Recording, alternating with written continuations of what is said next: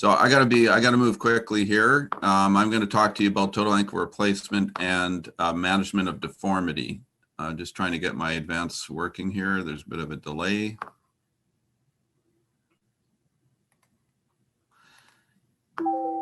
So over 76% of my population requires ancillary procedures. The most common deformity is multi-directional deformity with a forefoot-driven cable varus, but I'm seeing a lot of valgus deformities due to deltoid instability with a flexible forefoot-driven cable varus. I stage about 5% I two-stage my correction about 5% of cases.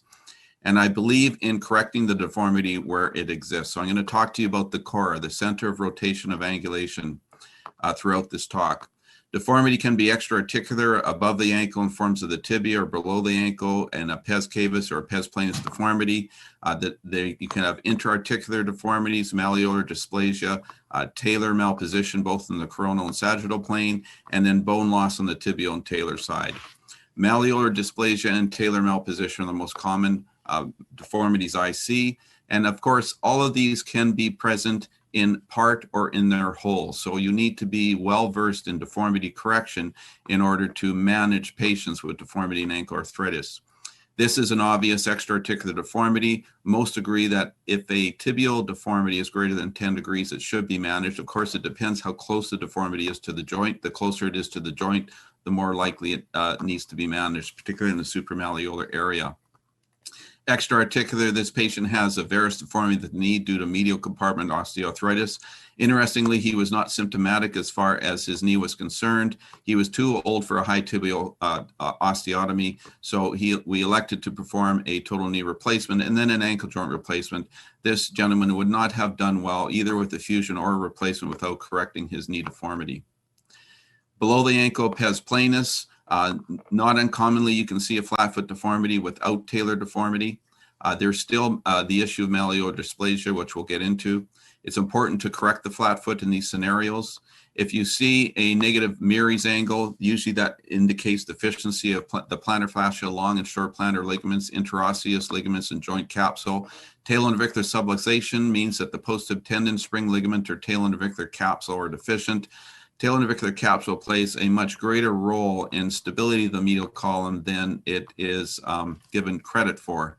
If there's any translation of the talus, be it anterior or posterior, in my mind, that is pathognomonic of deltoid ligament instability. There can also be deficiencies of ankle joint capsule and posterior ligaments of the ankle and syndesmosis. So in the pes cavus, it all depends on how rigid the deformity is in terms of what you have to do. The most common procedures to correct are plantar fascia release, lengthening the post-tib tendon, talonavicular capsular release, trying to get some eversion range of motion combined with correcting the forefoot valgus through first metatarsal or TMT fusions, subtalar debridement or fusion, which I'll talk about. I caution you on calcaneal osteotomies and tendinocachilles lengthening, and I'll tell you why shortly. Here's a patient with a varus deformity, and you can see that the cora of the deformity is at the subtalar joint. The calcaneus is a normal shape. If you're going to osteotomize the calcaneus to correct this, you're not correcting it at the cora, which I believe is the point of correction. In this case, the subtalar joint is normal, and the case on the right, the subtalar joint is arthritic. You can see in a normal subtalar joint, there's no overhang as far as the lateral talar body is concerned. But if you look carefully at the cable varus deformities with a rigid or flexible subtalar joint, you often see this spike of bone extending off the anterolateral aspect of the talar body. In borderline cases where there's still mobility of the subtalar joint, debriding this osteotome gives you much greater subtalar range of motion than prior. Here's a video showing this osteophyte, debriding this osteophyte, that is commonly present. You can see that the subtalar joint is in good condition, but this patient has restricted eversion even after talonavicular capsule and post-tib tendon release because of this bony overgrowth laterally. If you remove it and the subtalar joint moves fine, then you can go ahead with your extra-articular correction. If you can't get the subtalar joint moving well, then you move towards a subtalar joint fusion. Well, what about intra-articular deformities? Malleolar dysplasia is something that I've paid a lot of attention to lately. Talar tilting varus or valgus is only possible with multidirectional incompetency of talar supporting structures, osseous and soft tissue. The malleoli play an important role in ankle stability and distribution of ankle forces. Why should we be ignoring them? We shouldn't. The goal is to normalize ankle function, and this means restoration of the malleolar function, which is imperative. When you look at weight force distribution, 75% to the plafond, 16% to the fibula, and 9% to the medial malleolus. If you don't allow the malleoli to participate in force distribution, this leads to overload of the anteromedial aspect of the tibia, osteolysis or periostitis, and pain, which the patient can find debilitating at times. I think we should start looking at the talus as and its position like the pelvic ring and pelvic fractures. You cannot get talar malposition without more than one structure being deficient. In this case, you can see there's fibular dysplasia. The deltoid ligament is obviously unstable, but it's the fibular dysplasia that's allowed the talus to tilt into valgus. If you cut the deltoid ligament in a normal ankle, the most of the valgus tilting you can get of the talus is 3.5 degrees.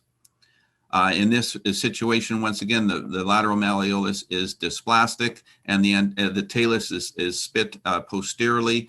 In the case on the right, you see dysplasia of the posterior malleolus.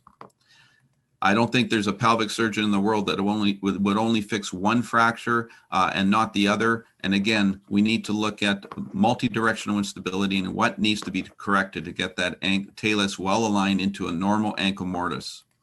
Deltoid deficiency in my practice is very common. And in this case, you see that the fibula is dysplastic. In other cases, you can see widening of the syndesmosis. And once again, here's the principle of fixing both sides. The talus, the syndesmosis can be widened. The posterior structures can be deficient, leading to posterior subluxation. But in all these cases, the deltoid is insufficient, and there's insufficiency laterally to allow for this tilting to occur. In this patient, the medial malleolus is avulsed off with the deltoid ligament. But look at the widening of the syndesmosis, which allows this talus to tilt in the valgus. Without widening of that syndesmosis, this talus would not be tilted to that extent. In the varus deformities, there's dysplasia of the medial malleolus. I really noticed this in the mobile bearing implants, which are less stable. And I spent a lot of time doing lateral displacement osteotomies of the medial malleolus to return the ankle mortise back to its normal state. Talar malposition, you need to look at what's happening with the subtalar joint.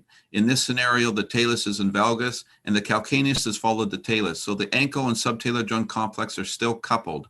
In these scenarios, very often you can get deformity correction without fusion of the subtalar joint. In this scenario, however, there's an uncoupling between the ankle and subtalar joint complex. In my hands, I cannot get that hindfoot back to a normal position without fusion of the subtalar joint. The hindfoot alignment views are something that you need to look at and understand and get used to looking at them. So in my view, anterior and posterior translation of the talus in the sagittal plane is pathognomonic of deltoid instability. I'm pretty much done here, Mark. Great, thank you. Just to go to the closing. So in other words, what I'm working towards is the pain-free ankle. And unfortunately, 5 minutes to deal with this topic is not sufficient. So you won't be able to see my fantastic videos. Thanks very much.